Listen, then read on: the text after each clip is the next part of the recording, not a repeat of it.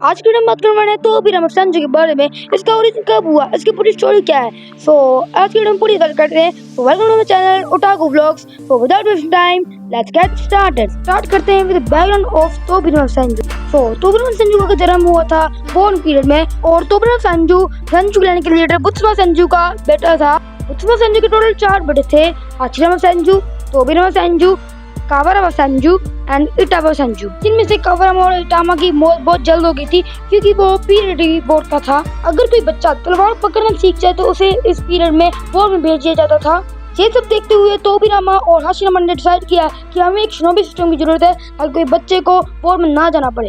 एक दिन बुत्सुमा संजू ने तोबिरामा को हाशिरामा को पीछे करने के लिए कहा और उसी दौरान तोबिरामा को पता लगा कि जो हाशिरामा है वो किसी से मिलता है जो एक मेंबर है उचिया क्लैन का, जिसका नाम है मादरा, जो है बेटा उचिया क्लैन के लीडर का। उसी दौरान वो तोबिरामा सब कुछ बुत्सुमा संजू को बता देता है कि वो मादरा से इसकी मेल जोड़ता है। तभी वो प्लान बनाते हैं मादरा को मारने का।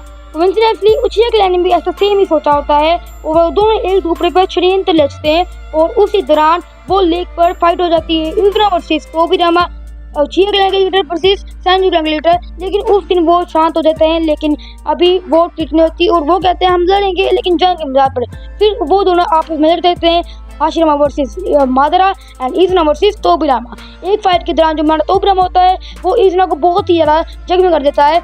उसी फाइट के दौरान जो हमारा इज़ुना होता है उसकी मौत हो जाती है और जो उसकी आइस होती है फिर मादरा रहता है तो awaken his internal monkey Sharingan.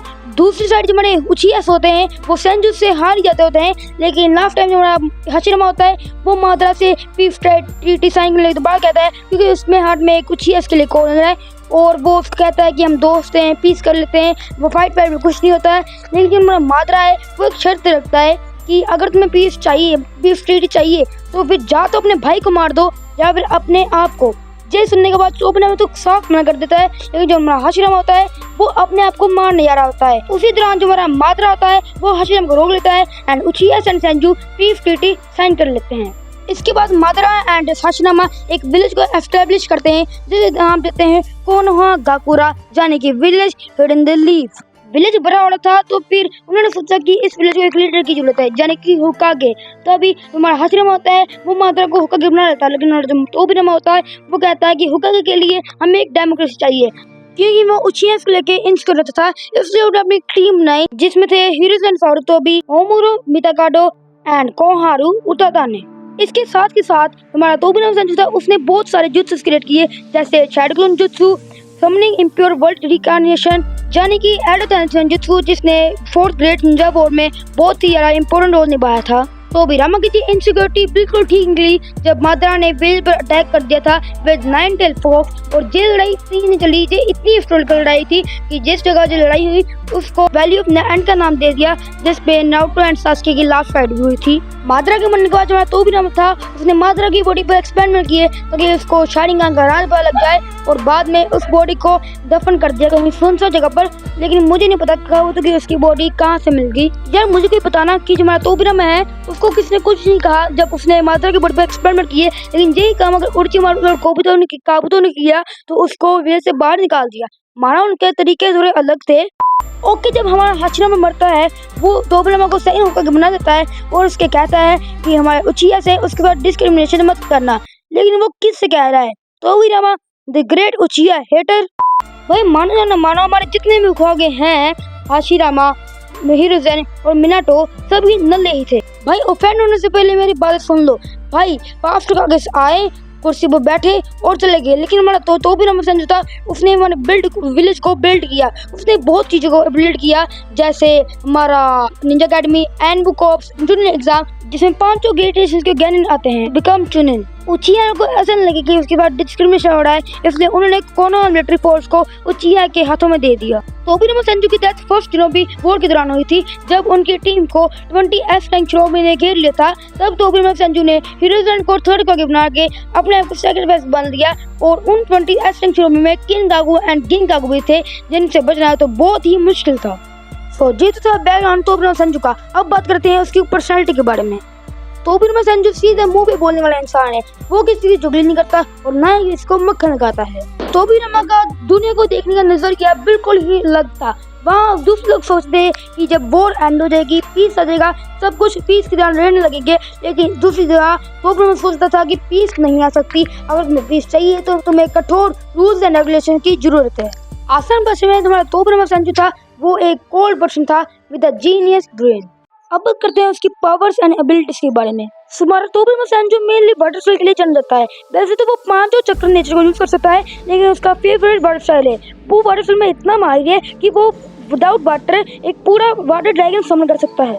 इसके साथ ही उन्होंने तोबिरुमा सेंजू ने बहुत से जुत्सु क्रिएट किए हैं, जैसे shadow clone jutsu, summoning impure world reincarnation, टेंक्यू एंड गोजो किबाकू फूदा। ये वो जुत्सु है जो तोबिरुमा सेंजू ने क्रिएट किए हैं, लेकिन तोबिरुमा सेंजू बहुत जुत्सु यूज कर सकता है। अगर आप चाहते हो मैं उनको भी क्लियर करूं तो कमेंट्स में बता देना, मैं उस पर एक वीडियो बना दूंगा। अब उन जुत्सु को अच्छे से जान लेते हैं जो तोबिरुमा सेंजू ने बनाए हैं। स्टार्ट करते हैं शैडो क्लोन जुत्सु से।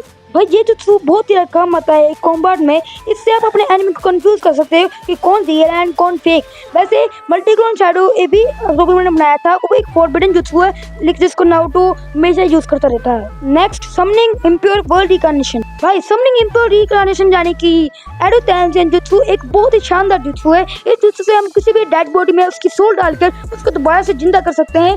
भाई अगर तोबिरुमा सेंजू ये जुत्सु को डिस्कवर ना करता तो फिर 4 शोनोबी निंजा वॉर में बहुत सारे चेंजेस आ जाते। हो सकता था कि allied army 4th great Ninja war हार जाए। अब इस जुत्सु को थोड़ी बारीक में जाते हैं। भाई इस जुत्सु से हम किसी भी पर्सन को कंट्रोल कर सकते हैं, लेकिन अगर वो पर्सन की विल पावर उससे स्ट्रॉन्ग है तो फिर वो वहाँ से एस्केप भी कर सकते हैं, जैसे मादरा एंड इटाची हुए थे। वैसे इटाची तो कोटोमात्सुकी से हुआ था, लेकिन मादरा अपनी विल ऑफ फायर की वजह से। अब बात करते हैं टेंक्यू के बारे में। भाई ये एक वाटर सेल जुत्सु है। इस जुत्सु पे हम अपने मुंह से वाटर सेल नीडल को शूट कर सकते हैं, जो अगर एनिमी के वाइटल ऑर्गन्स में लग जाए तो एनिमी खत्म, bye bye, tata, goodbye, गया। अब बढ़ते हैं नेक्स्ट जुत्सु पर, गोजो किबाकू फूडा। भाई इस जुत्सु में तोबिरुमा सेंजू बहुत सारे पेपर बॉम्ब्स को समन कर देता है, जिससे एनिमी की धज्जियां उड़ जाती है। अब बात करते हैं उसके चक्र रिजर्व के बारे में। तोबिरुमा सेंजू सेंजू क्लैन से बिलोंग करता है। इसके साथ के साथ उसके पास स्ट्रॉन्ग बॉडी एंड चक्कर रिजर्व तो होगा ही। ये हमें पता लगता है 4th शोनोबी वॉर में, जब उसने सिर्फ दीवार में हाथ लगा था और पूरी दीवार टूट गई थी। भाई ये तो कुछ भी नहीं, जब सासुके ने बात की थी कोना को डिस्ट्रॉय करने की, तब उसकी बॉडी से जो चक्कर रिलीज हुआ था वो खौफनाक था। उससे सभी काम किए थे, लेकिन वहाँ पर जो हाशिरामा था जिसने उसको कंट्रोल कर लिया, नहीं तो वहाँ पर किसी न किसी की मौत जरूर हो जाती। अब बात करते हैं तोबिरुमा की सेंसिंग पावर के बारे में। भाई तोबिरुमा सेंजू की जो सेंसिंग स्किल्स थी वो बहुत अच्छे थे। उसकी बॉडी इतनी अच्छी तरीके की सेंस करती थी कि वो सिर्फ जमीन पे हाथ लगा के अपनी एनिमी की एग्जैक्ट लोकेशन को ट्रैक कर सकता था। भाई तोबिरुमा सेंजू और भी बहुत जुत्सु में माहिर था, जैसे शुरिकन जुत्सु, अपना ब्लेरी जुत्सु, जेन जुत्सु, जिनन जैंग, wave flame ninjutsu, flying thunder god and summoning jutsu. भाई फ्लाइंग थंडर गोड तो तोबिरुमा ने बनाया था, जिससे वो टेलीपोर्ट करके अपने एनिमी को आसानी से स्लाइस कर देता था। सॉरी मैं इसके पीछे बात करना भूल गया, लेकिन ये भी तोबिरुमा ने खुद ही बनाया था एंड इज़ुनो की डेथ भी उसने इसी जुत्सु की मदद से की थी। और इससे अलावा तोबिरुमा सेंजू तलवारबाजी भी बहुत बढ़िया करता था। And that's for the video. अगर वीडियो अच्छी लगी तो वीडियो को कर दो लाइक, चैनल को कर दो सब्सक्राइब एंड मिलते हैं नई वीडियो पे। तब तक के लिए thanks for watching. Shimmy, shimmy, yeah, shimmy, yeah, shimmy, yeah. あらあら、さようなら。